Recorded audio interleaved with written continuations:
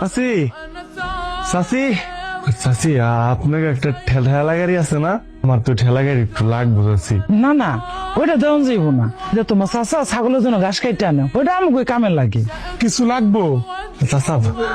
আপনার ঠেলা গাড়িটা আমার একটু লাগতো। আচ্ছা নে, আবার সময়ের মধ্যে কিন্তু ফেরত দিস। ঠেলা দিয়ে কি হইব? মা, তোমার না কোমরে ব্যথা, আমি এটার মধ্যে তোমার নিয়া তারপরে আল্লাহর নামলে আমি টানতে টানতে রওনা দিব। ফার্স্টে ভারত পারবো, পরে পাকিস্তান, তারপর ইরান, তারপর ইরাকের পরে আমরা সৌদি আরবে চলে যাবো। অনেক কষ্ট হইব তোর। মা, তোমার লেগে এই কষ্ট আমার কিছুই না।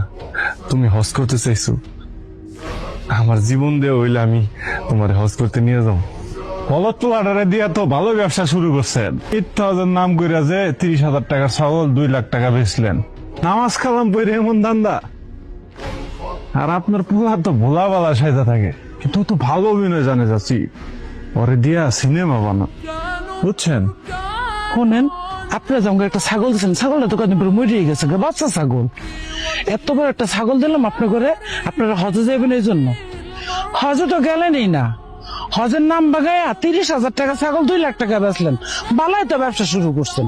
শোনেন আপা, আমরা পালে আরো 2-3টা ছাগল আছে, নিয়ে ধান্দা করিয়েন। মায়ের কথায় কষ্ট পাইছস? তাইলে কান্তাছস কেন? মা, তোমার স্যার একলা একলা কেমনে জান্নাতে যাবো কও? আমি একলা একলা যাইতে পারবো না। আমি জান্নাতে গেলে তোমার নিয়ে যাবো। চল আমরা হজে যাই। আমরা কিন্তু এই রাতের বেলায় রওনা দিব। আচ্ছা ঠিক আছে তাহলে। মা, তোমার কি কষ্ট হইতেছে? না রে বাপ, কিন্তু কষ্ট তো তোর হইতেছে। এক কাজ কর না বাপ, একটা গাছে ছাওয়া দেখে গাড়িটা রাখ। খিদা লাগছে না তোর?